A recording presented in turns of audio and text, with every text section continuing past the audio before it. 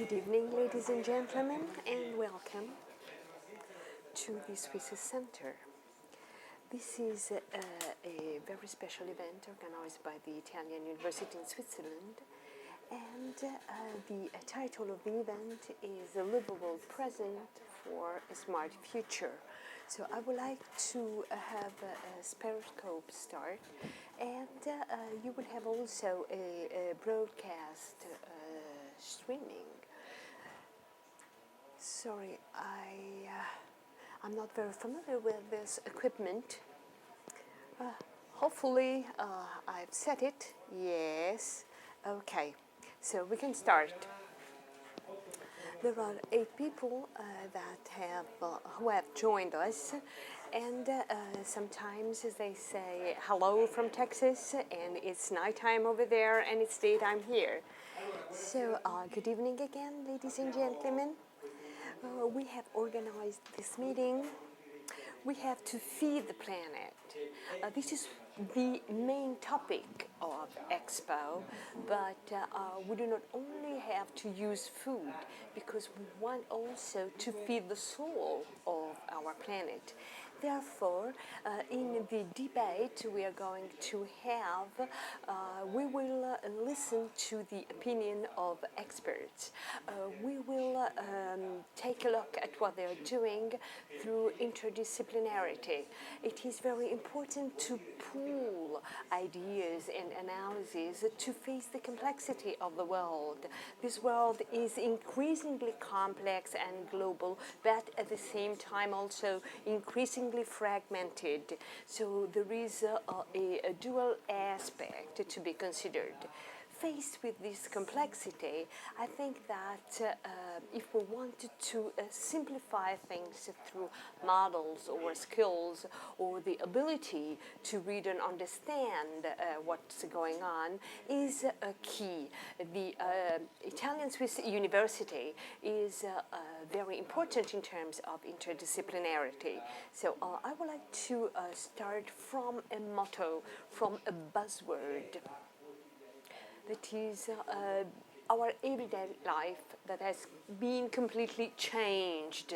So we see it when we cook something or when we deal with very specific studies. So our everyday life is totally different as compared to the past. So many changes have been brought about. So I would like to ask the panelists to provide us some insight about what you do.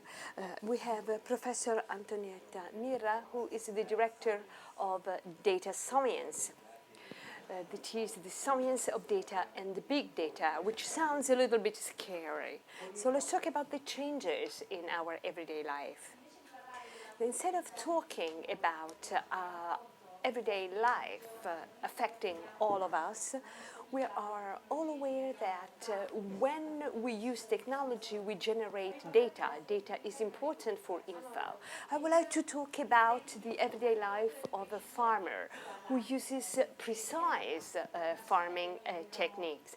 We're talking about feeding the planet. This is a challenge we want to contribute facing using data in agriculture. Agriculture has fields full of sensors. Sensors collect information concerning air, also moisture of the soil. Data is then processed, and we can adjust in real time the nitrogen content and the potassium content. There are drones, there are satellites taking pictures, and we can decide when the right time is to start harvesting.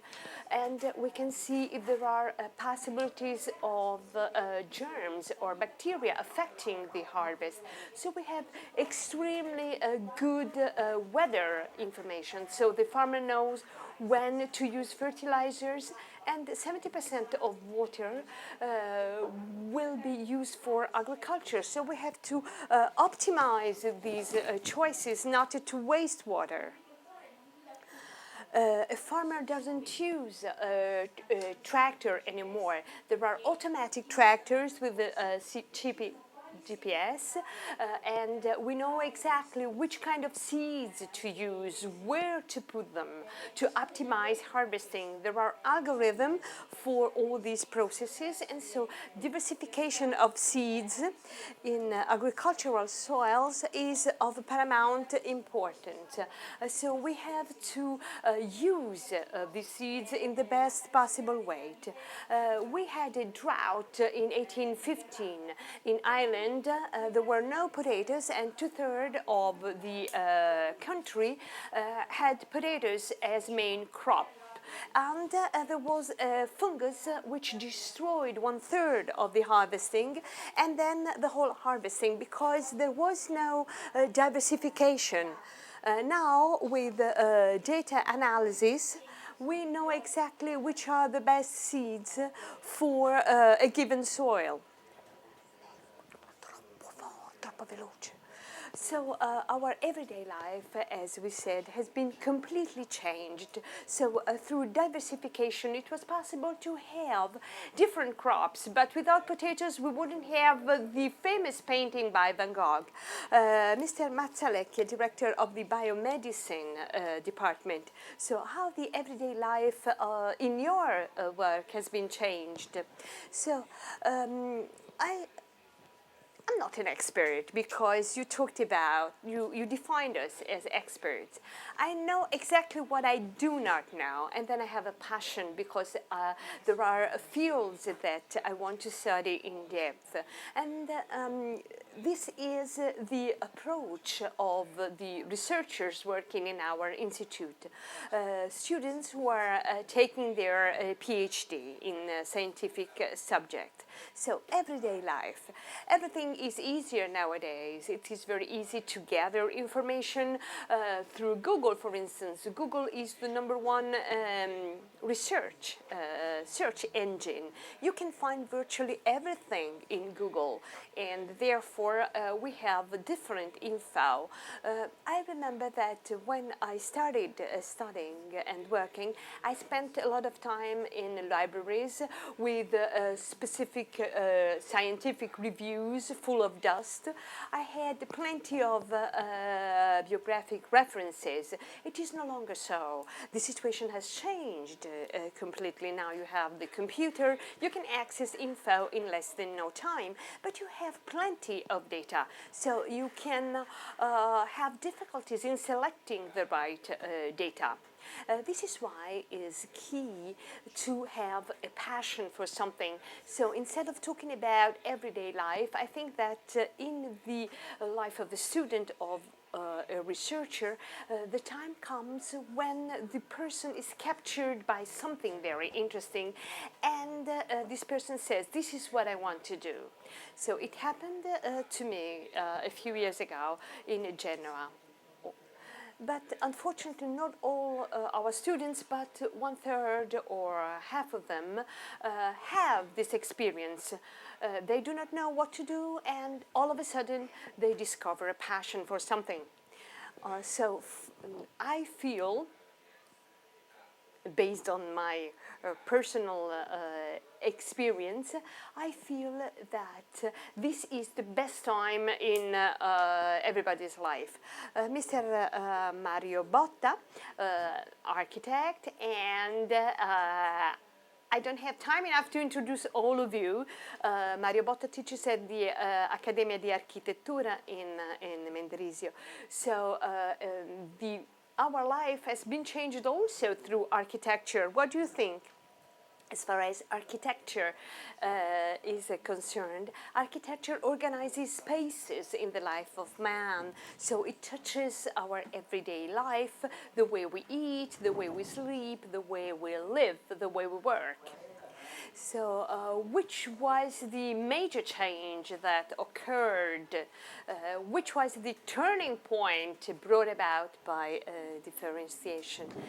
Each one of us all the people we have met here in Expo lives with a mobile phone in his or her pocket. What does this mean? It means that communication and information are very easy. We are citizens of the world because of the technology. It is all the more so for architects, and architects have to consider the changes in social life and also in man.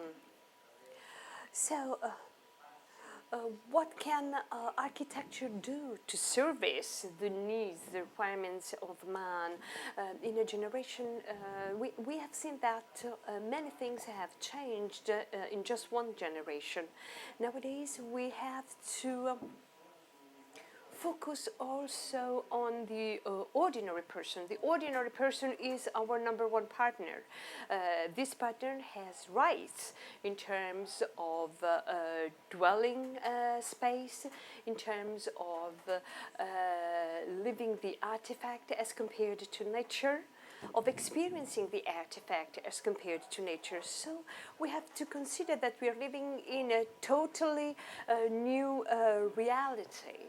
Many changes were brought about by the artistic avant-garde in the mid-20th century, and now the technological revolution that has changed our lifestyles. But we walk because of the force of gravity. At the end of the day, men and women say, we go home. What is home in our subconscious? Well, home is the safe haven to recover your strength and to be ready to face the next day. So there is a need to go back to primordial values in order to have a better standard of life. And what about literature? Well, we have measured the symbolic value of food with Costigliano of Castiglione, 1528. It was a radical thing. That is, the conversation was not carried out with the prince at lunchtime, but in the evening with women.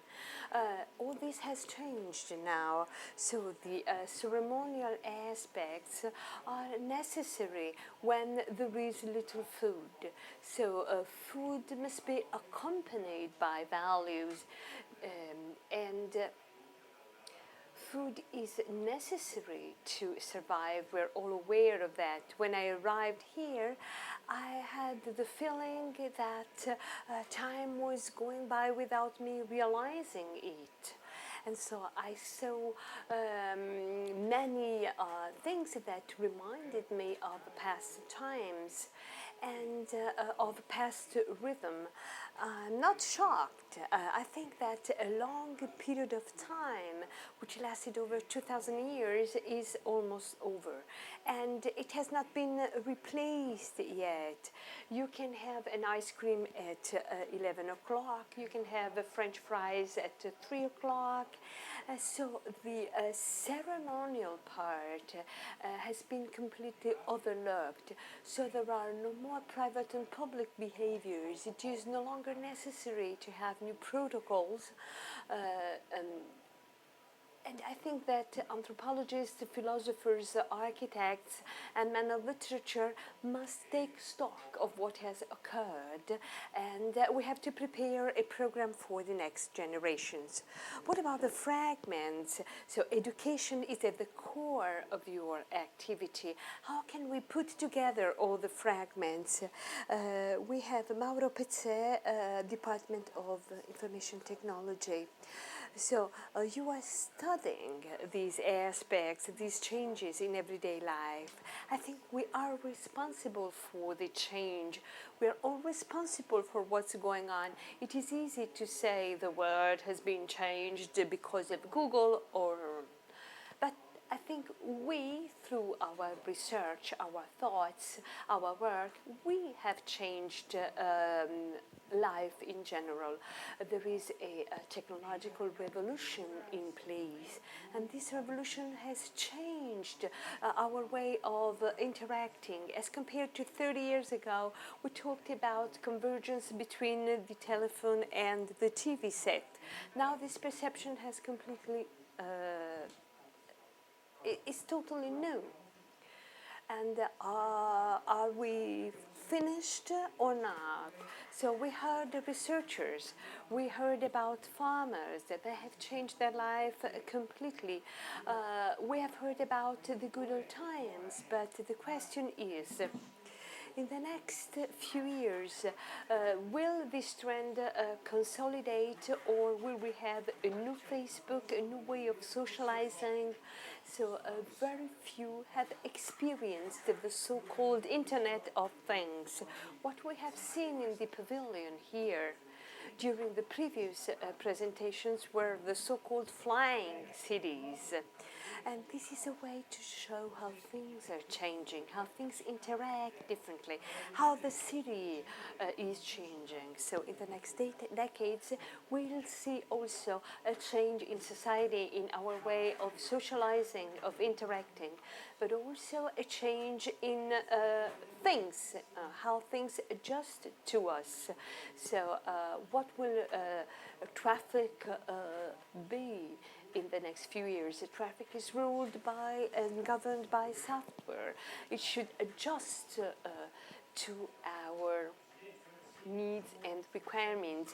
So we are rather skeptical. We were in line for 15 kilometers, but we have different cars as compared to 20 years ago. So in the future, our washing machine and our wallet will probably talk together, and we'll see whether we'll understand them. We have Lorenzo Cattoni, Director for Technology, Communication Technology Department. So, what about the changes in our everyday life? Is there room for left for surprise? No, I don't. I think that we will be surprised again and again. So the size of the our smartphone. The smartphone is something that we carry with us, and we feel naked if we don't have it. And we feel down if it is not working. So we are always connected. So IT specialists work with the software, and we work with the ways through which these smartphones are domesticated by the final users. So the first dimension to highlight is the following. In the past few years, I had to connect to the net. Now I'm constantly connected, so I have to disconnect willingly at night. I think many of us have the difficulties in disconnecting or switching the phone off in the evening. So before the morning prayers, there are people who take a look at Twitter or at the emails when they wake up. So a very strong dimension. We are constantly online. This gives us benefits. I work in the field of technology in tourism. When we travel, we can find a nearby restaurant. We can take a picture of the dish before eating. So as I said, since we are constantly online, we can take a picture virtually every time, but there are problems that we have to tackle. Are we able to go on holiday nowadays? Because we have our all our office in our smartphone. So the links, the connections that sometimes are not beneficial for a holiday. So we do not devote time to other things. And this is the challenge we have to face in the future. I hope I have given the floor to all the panelists. So you have highlighted very interesting points, and we have an hour available. We stay here till 7 o'clock, and then we have a cocktail. During cocktails, we network. We do not talk to each other anymore. So, Professor Lanzavecchia, since there are so many imbalances in the world, the balance of systems does make sense. Yes, you probably refer to biological aspects. Yes, but biological aspects are interconnected with social aspects, religious aspects, and also the growing population. So in a globalized world, there are some emerging viruses. Since I started working, I've seen the HIV, we had polio in the past, smallpox, but all of a sudden in the 80s we had HIV, now we have MERS, there was SARS in the past. These viruses have always tried to shift from one species to the next. But nowadays, with fast communications, what happens is that if there is a case, a specific case in Saudi Arabia or in Korea, then the information is widespread. So there is a wide health aspect to be considered. So the question concerned the balance of systems in the biological field, and then vaccines and emerging viruses and antibody vaccines. I would like to say something. If there is a case of a specific disease in Korea or in Vietnam, when does communication create a drama around this case? What do you do as a specialist, as an expert in the field? Well, generally I use BBC because it's a very good source of primary information. Well, undoubtedly, the problem with news is that a specific news hit the headlines for 1 day, 2 days, and that's it. And then it is no more. It has no more topical significance. And then there is an adjustment. A few months ago, I was talking with a friend talking about MERS, and he said, no, MERS won't be a problem, there won't be any epidemic, but there was an epidemic in Korea and another one in South Arabia. So this obviously is a major issue. The issue of globalization connected with vaccines. Vaccines did extraordinary things. They contributed to getting rid of some diseases like smallpox. We no longer have smallpox now. Now we are almost getting rid with polio, and people my age know what polio is. So it probably would be possible to defeat also measles, but there is an anti-vaccine movement now, and this is a worrying aspect because it is concerned with the free choice of the individual. I do not want to launch a campaign in favor of vaccines. Vaccines might have side effects which cannot be compared with the pathological consequences or effects of the virus. So it is a duty to be vaccinated against measles because we can defeat the virus. Professor Cantoni, what do you think about the two cases in Korea and the case in Czechia of a guy who died because of a specific disease? So what about the communication problems? In terms of communication, I would like to highlight that there is a peak and then a drop in interest. And this is because of the rules of dissemination of news. And alarming news have a strong impact on the willingness of people to travel. And in the case of Ebola, for instance, all the countries in Africa were negatively impacted because of the press coverage of Ebola. But this is also due to the lack of geographic knowledge by people. So if we combine communication, big data, and biology, we have a case that happened a few months ago. Google interrupted Google Flu Time service. It was a perfect service, and it was based on how often the people looked for information on flu in the United States. It provided an overview of how many people got the flu in different countries.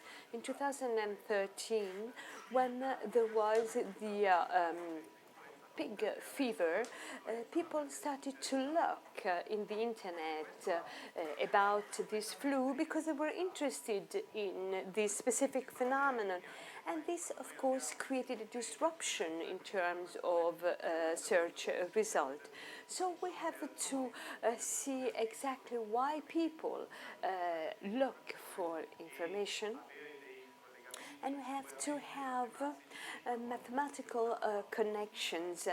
Sometimes mathematical connections can provide us good results, but it is not always so.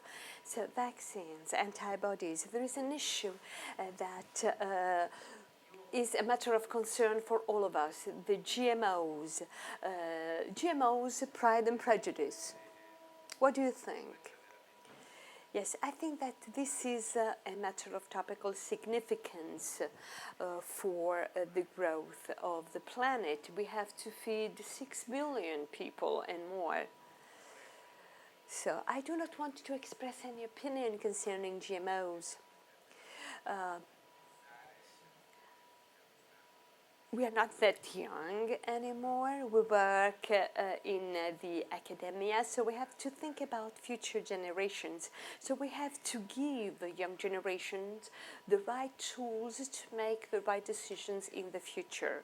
Personally, I think that when we know exactly what GMOs are, I think they're a very an excellent tool which could provide a healthier foodstuffs also in larger quantities. So I'm not an expert, as I mentioned earlier, but what I would to know is because there is this war against the GMOs because of an anti-technology. The same thing happened with vaccines, with nuclear energy. So nuclear energy, vaccines, and GMOs.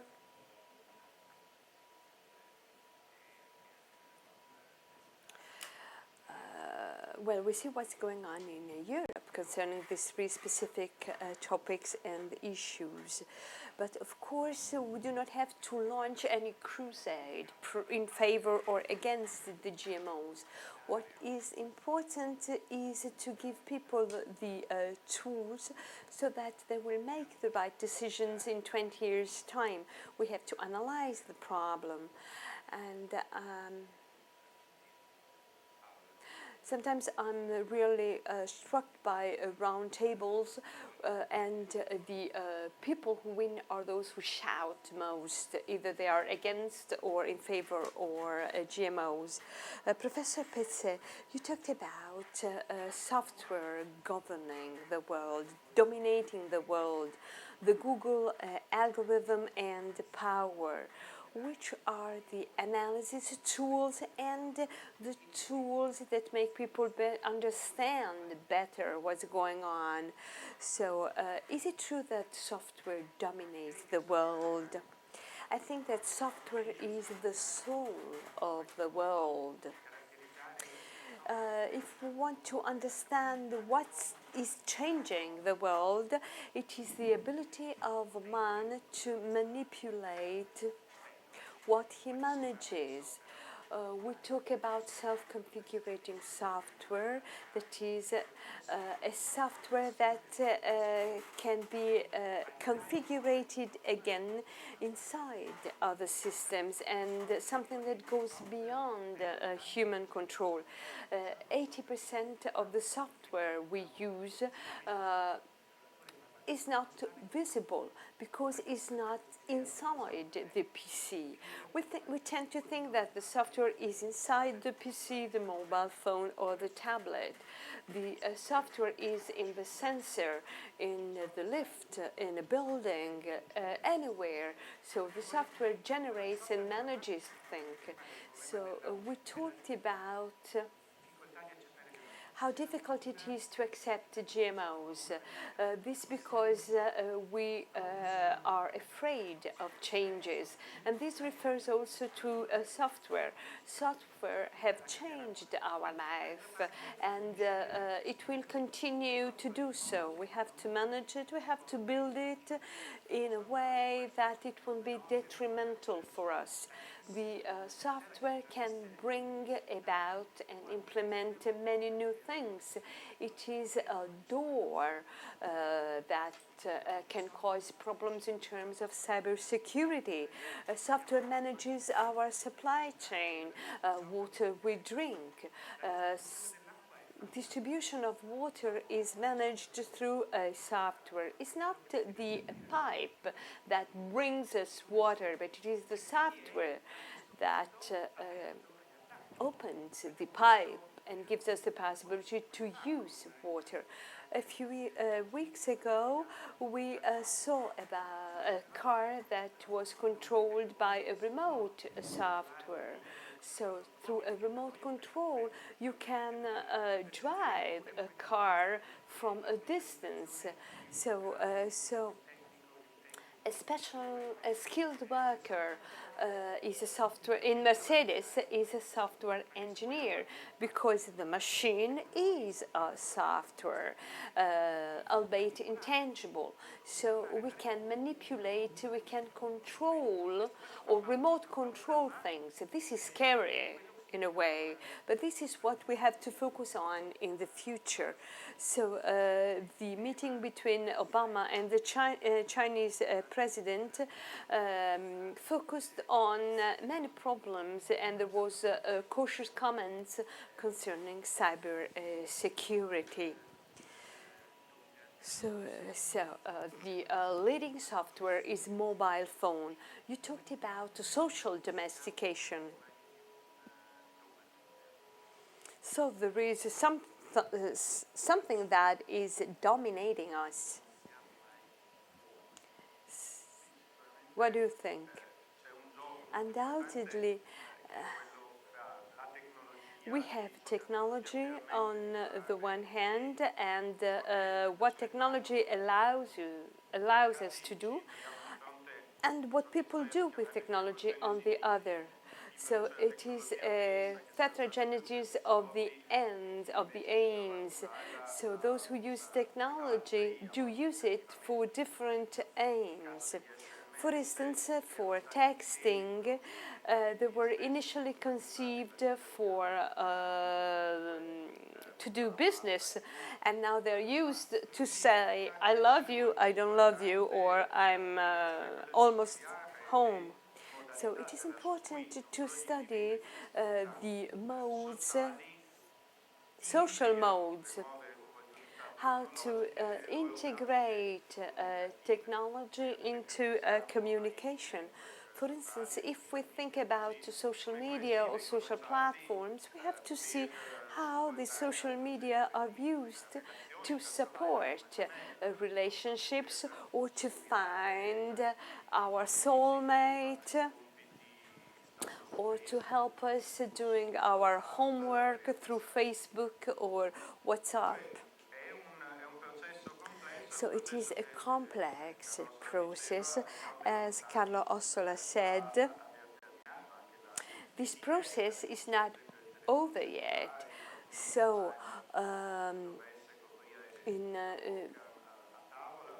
when we use a mobile phone, we have also to follow a specific netiquette, but not everyone does it. We have parents providing the mobile phone to children because they trust their children, but others do it because they want to control their kids. And this means they do not trust them. So these processes can be seen and interpreted in many different ways.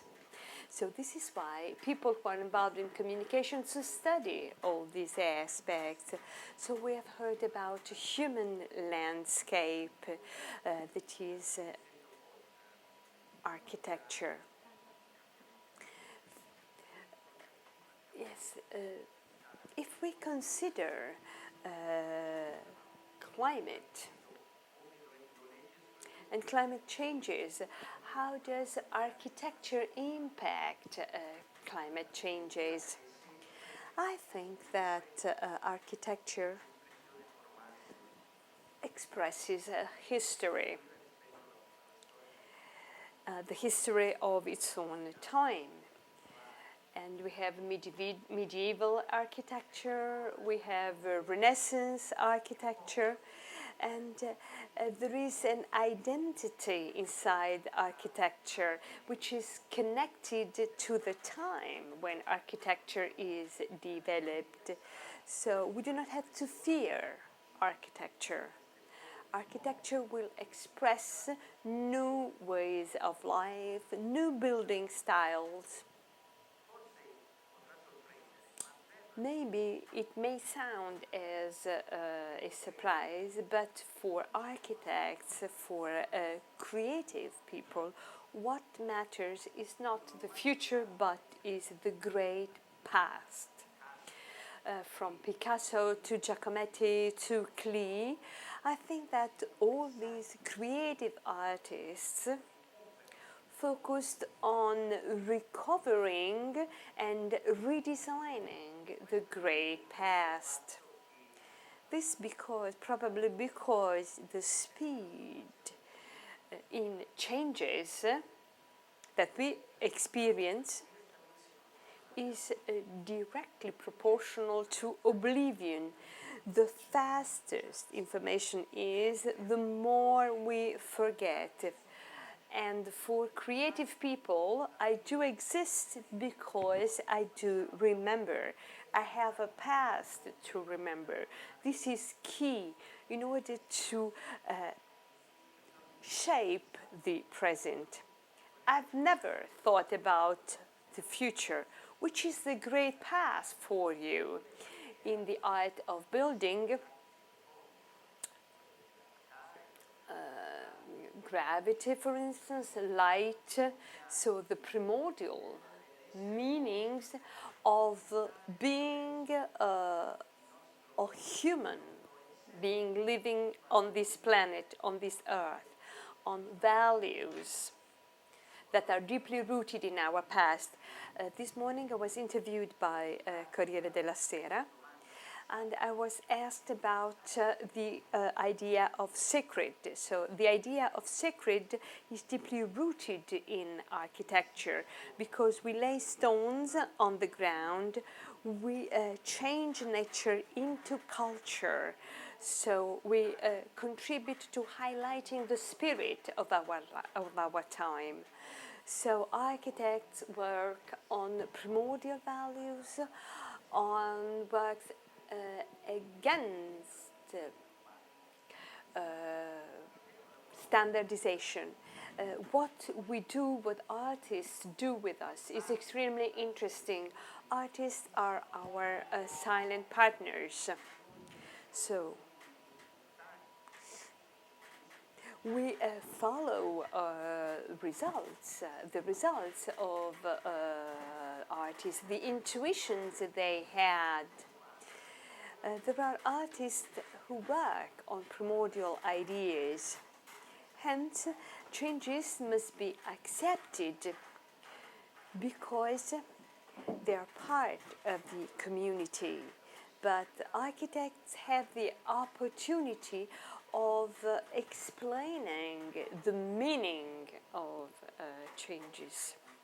So of providing technical answers and of highlighting also symbolic meanings which are crucial. You worked everywhere in the United States, Europe, and the Far East. So 3 different lifestyles. You left your mark probably on these different lifestyles. Can you say us something? So the continent, the old Europe, is at the root of our Christian culture. So it is our point of reference when we wanted to think about architecture. And there is the so-called historical stratification in Europe. This is a strength of Europe. So I think that the ultimate idea is the idea of the city where people live together. The city is the smartest form of social aggregation. And so this stratification is crucial for the idea we have of the city. In the United States, you do the so-called tabula rasa, you destroy everything and you start from scratch, based on an economic rationale. For instance, let's consider the Potsdamer Platz in Berlin. There are traces, there are marks reminding of the history of the city. In the Far East, the situation is very different. I'm working in China in 6 different cities, and I have difficulties in understanding what's going on because there is such a rapid shift from the Middle Ages to the modern age, to the present. But the city is something that is has become or is a key concept. And why do we plan cities based on cars? Because lanes are so wide in China, and this is the question I ask in China. And artists there said that they have also to make mistakes because also in the history of mankind we have seen that it is important to have models that are a source of inspiration. And I asked them, why do you have as a reference the American model with big international hotels, big malls? Because cities in China are growing based on these models. And the answer is, we cannot wait for 20 years to have a new model. This is what the market gives us. So this is the situation in these 3 different areas of the world. I think that architects work primarily with memory. And this is very interesting. When, for instance, people coming from developing countries come here, we want them to know our ideas, our models. So we have talked about the city, we have talked about changes in our everyday life. We would like to talk a little bit about food and sleep. What is the contribution that literature can give to these 2 specific topics? I think that, as Calvino said, our walls are full of ghosts. In Europe, we maintain walls because there are so many ghosts. Sometimes walls are not that beautiful, but they remind of a past. So we often go with our students to visit cities, and we have plenty of photos that we can download from Google, but we have to see the real thing, not only pictures. So there is something more. When we organize outings with our students, and the mayor of Barcelona wanted to remove licenses from Ryanair and EasyJet because there are too many students going to visit Barcelona, but not to see the city, but to get drunk in the evening. But there is a responsibility we have to consider. Words do describe the world. We tend to use very light words, but words have a weight. I do admire Zygmunt Bauman. He was one of the thinkers expelled by Gomulka. Bauman reshaped the Western world. And he also formulated a concept, liquid society, and this formula was also adopted by his foes. So in the communist world, it was forbidden to talk about liquid society. Now, liquid society has become a buzzword in the net. So, in history, liquid society and cosmoliquid were words that were used in ancient times for the Milky Way. The Milky Way is a lonely world where no one talks and there is a silence only. If we do not consider the fact that liquid society is a cold society coming from the Milky Way, so it is a totally dead thing. We have to understand that words are heavy and they are very rich because there is always something behind a word. We have to teach this to our students. They have to understand why a specific formula was conceived and developed. So we have also to see the meaning behind the word. And I would like to share with you a formula by Julio Cortázar. Cortázar, the last round, is a history of his travels. Ecumenici sine die, this is the title. I will never understand why the bourgeoisie, why we use so many bad words to describe the bourgeoisie. They are the only citizens of the world.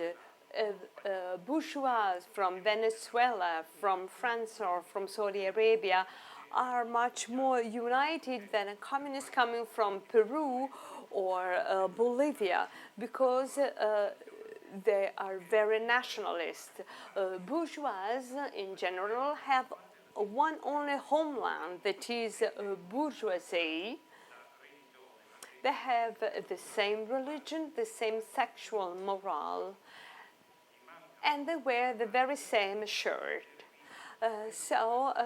The only thing they do not do is to speak Latin among themselves, as they did in the Middle Ages. But nowadays, with automated translators, it won't be impossible to speak Latin. This is a paradox. It was written by a Castro follower, but the meaning the meaning is, will we have a society that will be able to create the connective fabric of society that was developed by bourgeoisie in the past? People here at Expo, what do they have in common? I remember a beautiful film by Boudouel. And it was a surreal movie. So inside this liquid society, what about communication? It is the so-called B-university. What's happening? We always need to be connected or to have a feedback, and if you do not answer right away, people consider you as a bad-mannered individual. So liquid society in Italy was highlighted by Giuseppe De Rita. And I think that to better understand the meaning of liquid society, we have to be far-sighted.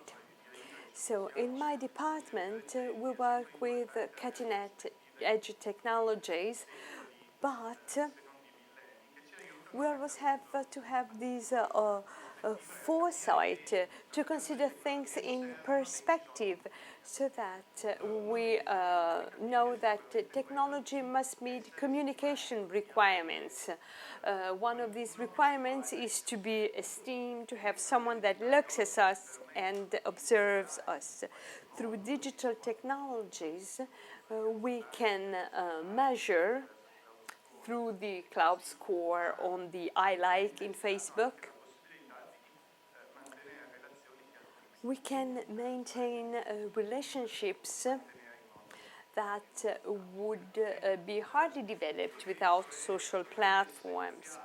What I consider important to understand the history of words is that communication is not production of testings or of selfies. But communication means to be able to listen and to interpret the messages of others. So a communication expert must be able to listen and not only to produce messages. So the two people representing literature are sitting one next to the other. So I have a question for each of you.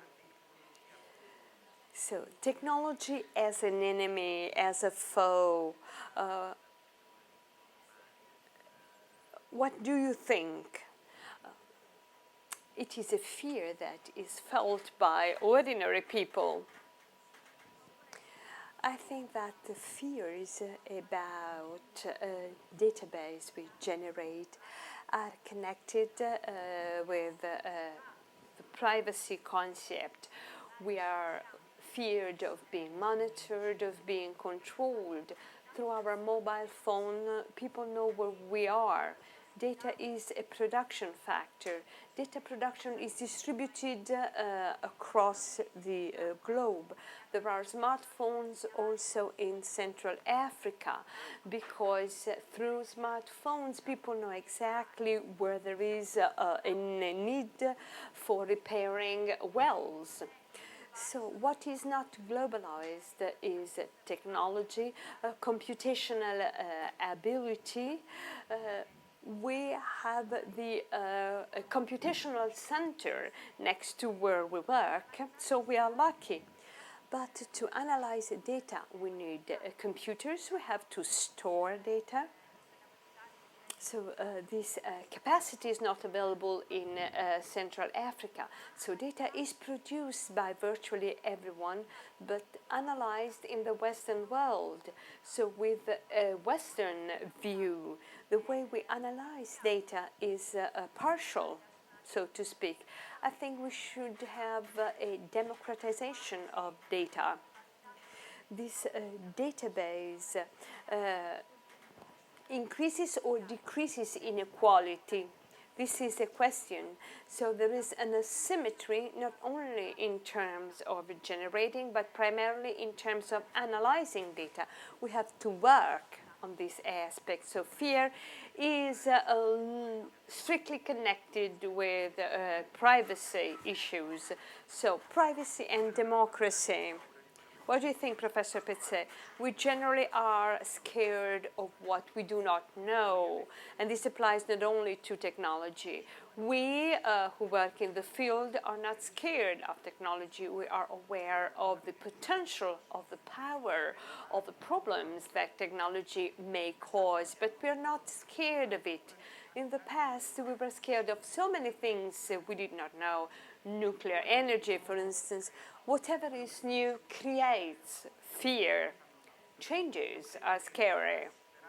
So to overcome fear, it is necessary to work and to focus more on the way we use technology, but we also have to educate people. We have to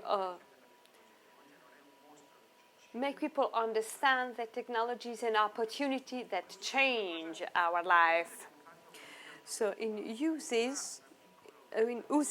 we trained high school teachers because we introduced IT in schools.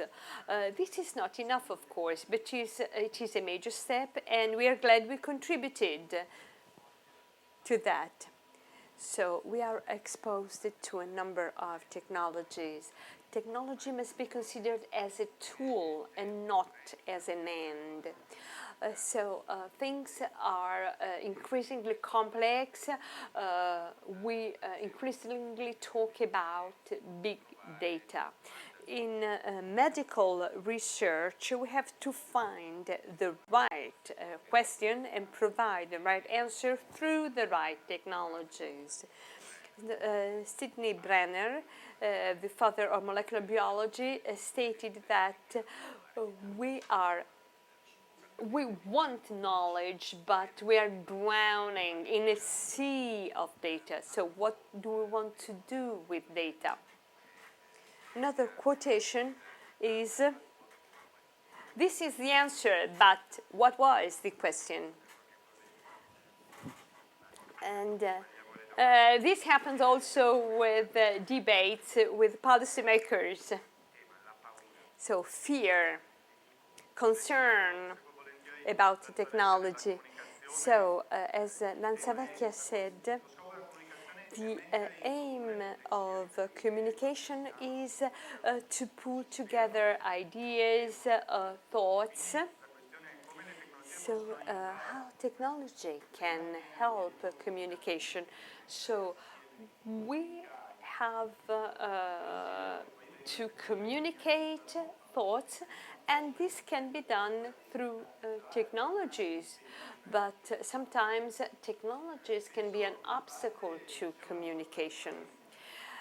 So when we talk about communication, the narratives we have in new technologies are connected with technological determinism. So I think that people are afraid of being manipulated by technology. New technologies, many of them are a failure, others are a success. So I think that this happens for virtually everything. In communication technologies, we had many failures, but people, communities can integrate technologies for a more livable future. And if we do not use the technologies properly, we won't have a livable future. So architecture organizes space. So, Mr. Botta, if we do not want it to be overflooded by liquid society, what about ethical architecture? Sorry, not farming, architecture. Well, I may try to answer. As Professor Lanzavecchia said, these are tools, not ends. They can be used in a good way or in a bad way. The same applies to architecture. There is a very fast technological development also in architecture.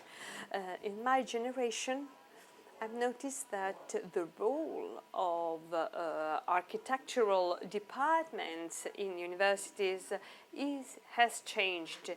We have to create problems, not provide solutions. Solutions can be provided by the industry, by professionals, because they apply things. School, the academia, must play an ethical role. If we do not train students so that they understand the primordial values of architecture, then we won't have succeeded. But if we can provide hope, if people understand how important it is to live in a community, and the space where we live is key for our lifestyle, and then space can have a positive impact on our lives, then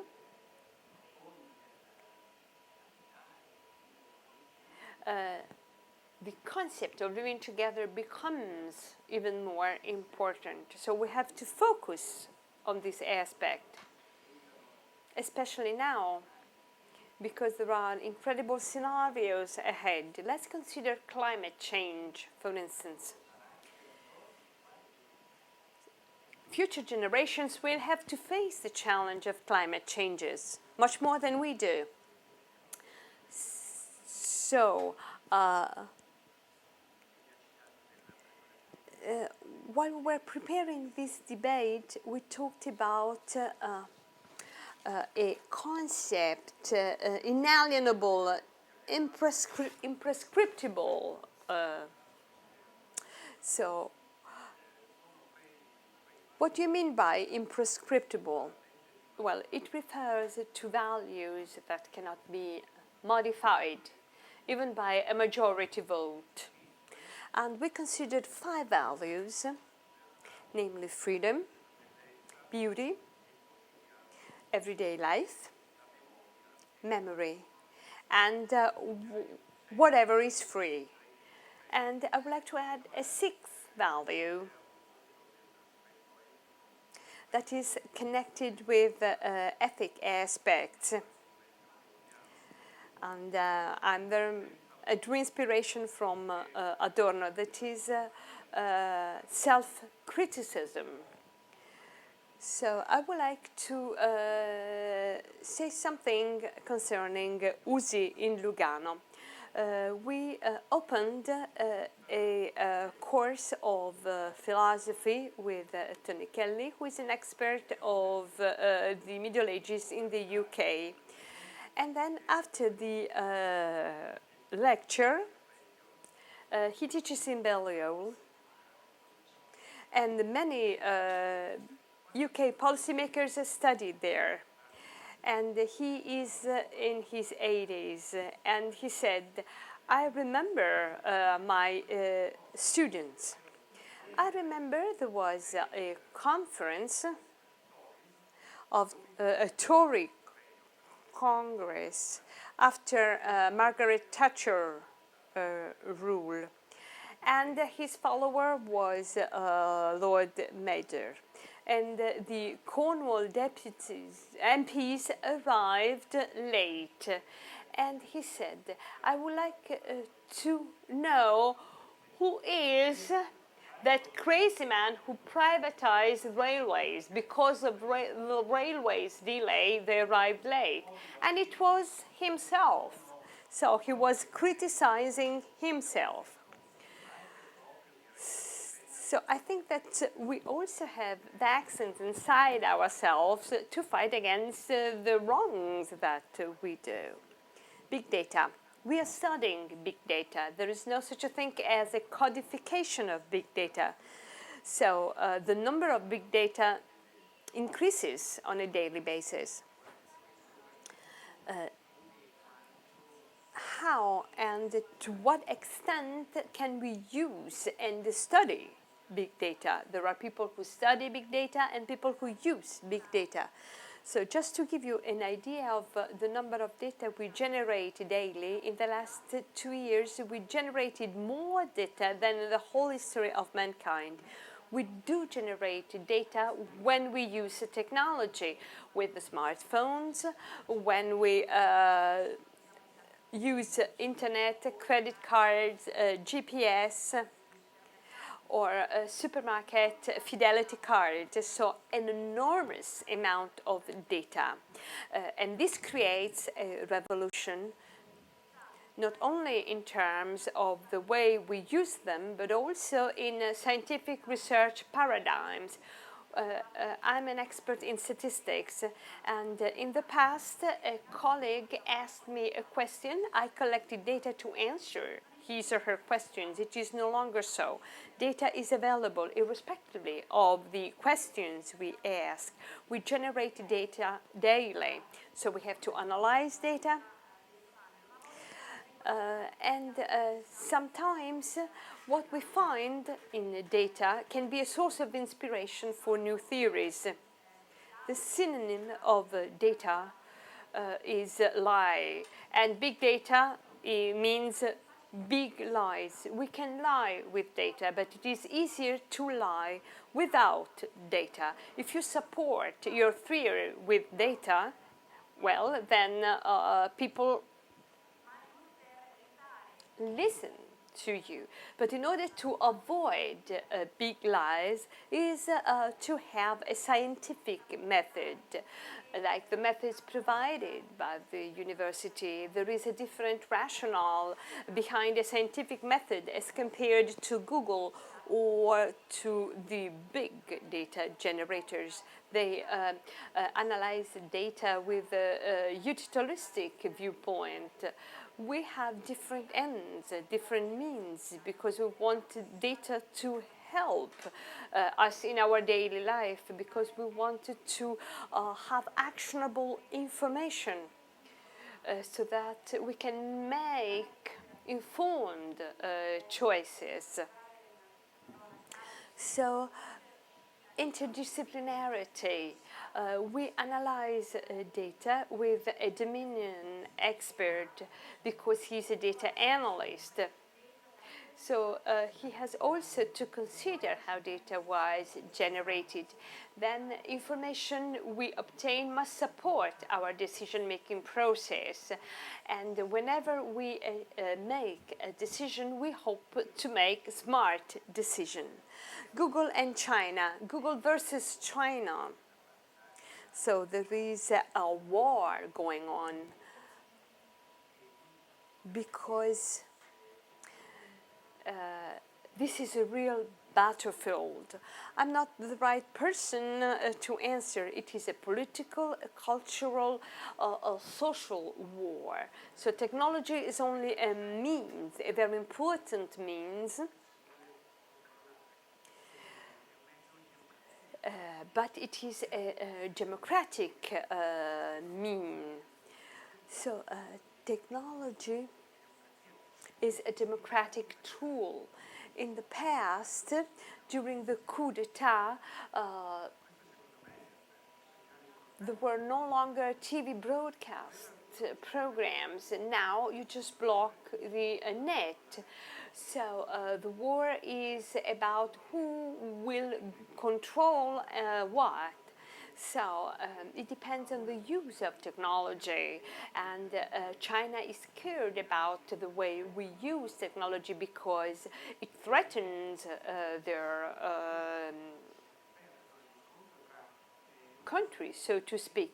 So there is a battle between capitalism, that is to make money on virtually everything, and socialism, which aims at protecting society no matter what.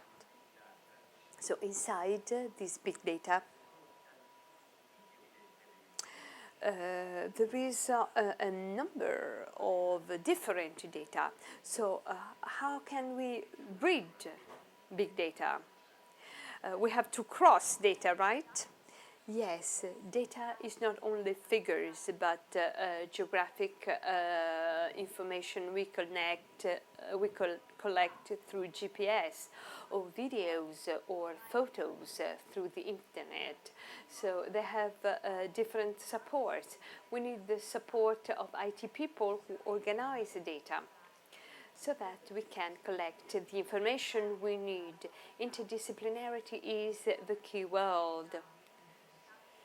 We have to exchange knowledge and know how to analyze data, because they are so different, because these data sets have so different supports. When we're talking about data crossing, apparently data cannot be crossed every time, but it's another way of analyzing, of interpreting the world. So data generated for a specific end sometimes is used for a different end. Videos, surveillance videos, for instance, in a fast food chain. There are videos when you are in line with your car, for instance. So videos are taken in for security reasons. So videos can be used in many different ways, because people can see how much time you spend in line. In the digitalized display, the restaurant highlights dishes whose preparation takes time. So you see also, you can see whether inside the car there are also kids. But as far as, so as you see, data is collected for an end but used for a different end.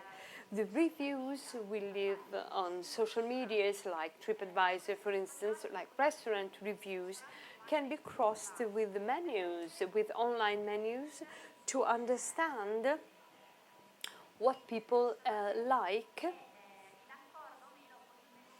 and if the tastes are in line with the restaurant's menus. For instance, the authenticity of the restaurant is well perceived by the customer. How can you use this data? So, would you ever go and eat a pizza in a Chinese restaurant? Well, if you are a gourmand, probably you won't. But a restaurant offering different categories of food is perceived as non-authentic. Authenticity is a value. Would you rather eat a pizza cooked in an electrical oven or in a wood oven? Well, in the United States, pizzas must be cooked in an electrical oven, because wood leaves substances that are detrimental for our health. So from the restaurant reviews, we see that sometimes we do not pay attention to given rules, because we prefer, for instance, pizzas cooked in a wood oven. So if I go to a restaurant and I see a menu with the photos of the dishes, I don't like it. If I see the menu handwritten, I prefer the restaurant. I go there because I prefer to read what the menu offers as compared to the pictures of the menu. So if we cross the info, we find many interesting things. So we're talking about food. That is the expo topic. Professor Lanzavecchia, what about commensal bacterial? Since we're talking about food, so the food we use is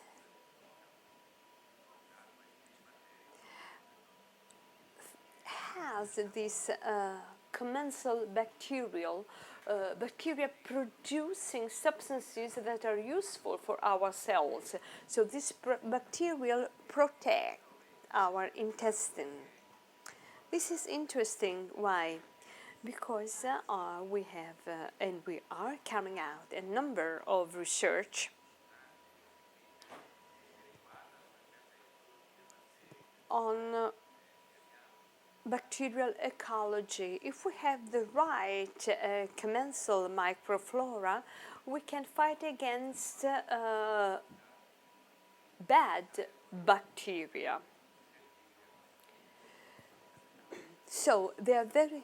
So if we have the right commensal bacteria, we eat well. Otherwise, we don't.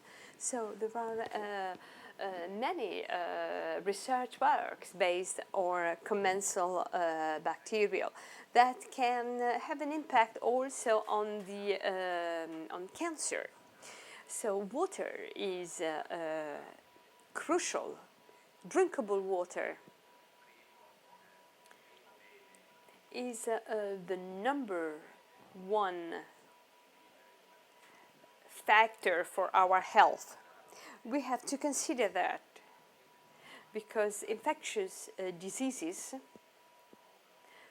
primarily those who cause so many deaths among children, for instance, diarrhea, viral diarrheas in their many forms, and they are the number one cause of death in Africa. And these diseases are caused because of contaminated water. When we talk about food, we do not think that much about water, but this is wrong. Our dining rooms planned when you build a house because we eat in a different way. Yes, the classical separation of rooms in an apartment has changed. The number one room is the loft, that is where you can carry most of your daily activity, carry out most of your daily activities. So liquid society also inside the home. And this mixture is enriching. So there are no longer specific social behaviors, and hence approximation becomes a value. We have seen all the pavilions here in Expo. They are architecturally polluted. Also the Swiss pavilion is architecturally polluted. Oh, well, I would rather not answer. This is really a disaster. But anyway, no, I'm just joking. I would like to make a remark. Last week, I was in Mendrisio at the academy for an exhibition by Angelo Mangiarotti. And I was talking with Gillo Dorfles, and he can hardly hear, and I asked him to say something, and I was impressed because he talked about architectural critics in the 30s. So the main hall in the university was full of people. He could talk about the 30s. That is a time when no one of the people there were born. So there was this continuity from the 30s up to the year 2015. And he also praised approximation at the end of his speech. He started with rationalism, with pure straight lines, and he arrived here and he said, the world is much richer now. Professor Cantoni, food is storytelling. You participate in a story. You do not eat only. I think that food has always been considered as a discourse. So when we talk about water, we say, well, this water is good also because of what the mayor is doing. But worked also in caves, and it's good to talk about water, but also about wine.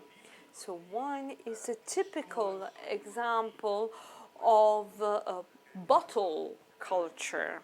So it is a fluid that is connected with the ground, with the earth. It takes time to grow grapes and also to make wine out of grapes. The next worst thing after eating alone is drinking alone. So it is. This is why it is important to eat together, to drink together, to communicate together. And so scientific communication, marketing, communication, when you communicate wine and food, are very important. We are almost finished. I just need a short conclusion by Professor Mira. Data crossing to obtain new flavors, to combine new flavors. So this is the so-called computational gastronomy. It is a brand new science. Again, interdisciplinarity, because we have a culinary science, digitalized recipes, chemistry. So successful recipes in the Western world combine ingredients that are similar in terms of consistency and organoleptic principles. In the Eastern cuisine, Indian cuisine primarily, there are opposite principles that are combined and mixed together through spices. We have a laboratory in IBM of computational gastronomy. New recipes are tried and tested through an algorithm which learned how to cook through a data bank or a database of successful recipes. So these recipes are very tasty. They are also used by chefs, well-renowned chefs. So the advantage is that they are tasty, they are healthy, they are very well balanced from a nutritional viewpoint, and you learn from the Indian cuisine where diseases are prevented through food. So you learn how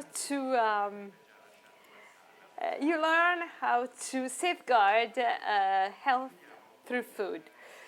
So, Professor Ossola, last remarks. Belly and salad food, mom's eggs, and the square tablecloth. So the opposite of technology applied to cuisine and also literature, which is strictly connected with cuisine. It is a selection principle, because with literature you focus on the essential. When you think about Gioacchino Belli, you think about someone who analyzed critically the monuments in Rome, but he also said a small salad and a prayer, and you go to sleep peacefully. So just a leaf of salad, not a computerized project. And then Erba, in one of his books, describes a dinner in a restaurant with the tablecloth with red and white squares. And Erba saw that the person sitting next to him was having a different dinner. So Americans wanted to criticize the mayor of New York and said that it was wrong to eat pizza with a knife and a fork. But in New York, you have to eat pizza with a fork and a knife. Actually, the mayor of New York is Italian, so he uses his hands. So Luciano Erba saw that the person sitting next to him had a different menu, was eating differently, and so he said that it was eating something that in Lombardy is not generally eaten, and the person sitting next to him was the first person from Calabria he came across with. So there is a poem by Giovanni Calabria that I'm going to read, and it won't be translated because it is hardly possible to translate a poem without the text. I'm sorry.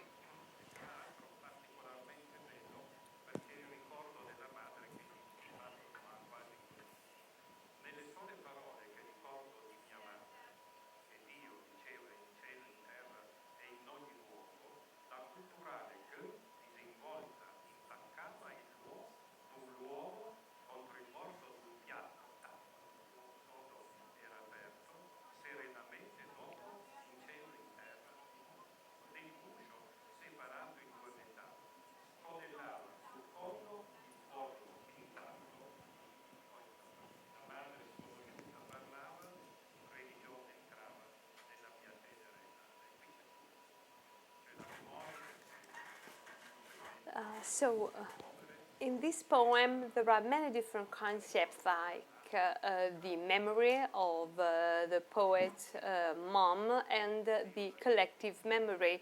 If I read this poem now, probably they think that a drone has written it. But anyway, you can browse the internet and find the poem by Erba. So if it is not the egg, it's something else that reminds us of our mothers and our grannies.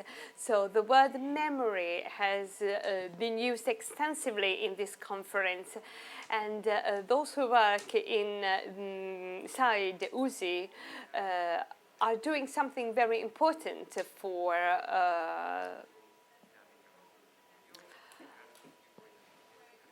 this idea, that is to keep memory of things past, to have a more livable future.